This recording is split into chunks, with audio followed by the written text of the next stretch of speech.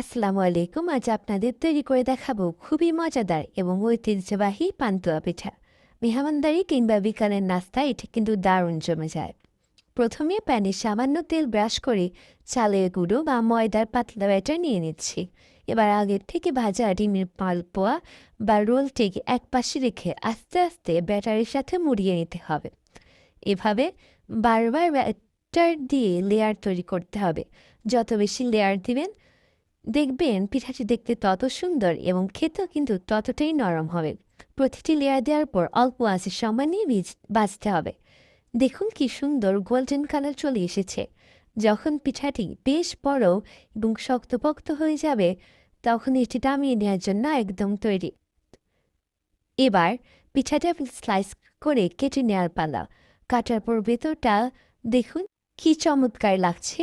তৈরি হয়ে গেল আমাদের সুস্বাদু পান্তুয়া পিঠা। আলহামদুলিল্লাহ, দেখতে যেমন সুন্দর হয়েছে, খেতেও কিন্তু মাশাল্লাহ দারুণ।